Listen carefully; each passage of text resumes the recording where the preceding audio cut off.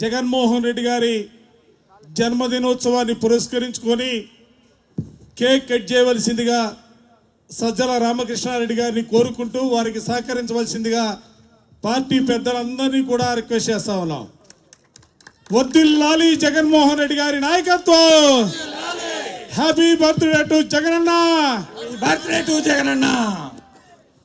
Jai Jagan, Jai Jagan, Jai Jagan. Johar YSR, Johar YSR.